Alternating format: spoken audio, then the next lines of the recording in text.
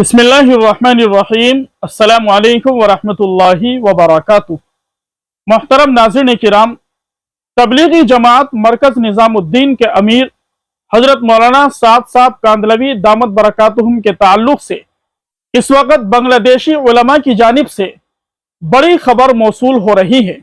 बांग्लादेश इज्तिमा में मौलाना साद कांदलवी की आमद पर मुकम्मल तौर पर पाबंदी लगाने का मुतालबा किया जा रहा है। बांग्लादेशी उलमा इस बात पर बार बार जोर दे रहे हैं कि बांग्लादेश इज्तिमा में मौलाना साद कांदलवी की आमद पर पाबंदी आयद कर दी जाए। मौलाना साद कांदलवी दामत बरकातुहुम के ताल्लुक से पाबंदी का जो मुतालबा किया जा रहा है, आइए नाज़रीन किराम पूरी खबर पढ़कर देखते हैं क्या मामला है।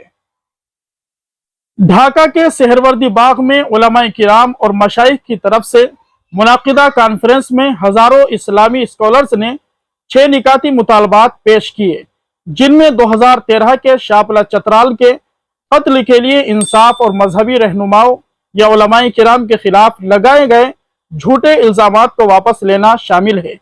उलमा ने मौलाना साद कांदलवी और उनके पैरोकारों को बांग्लादेश में दाखिल होने से रोकने का भी मुतालबा किया। हाल ही में मौलाना कांदलवी के हामियों की जानिब से टोंगी इज्तिमा के मकाम पर तलबा पर हमले के बाद उन्होंने मुतालबा किया कि साद कांदलवी पर टोंगी में होने वाले आइंदा इज्तिमा पर पाबंदी आयद की जाए और उनके हामियों को ढाके की ककरेल मस्जिद में दाखिले पर पाबंदी आयद की जाए।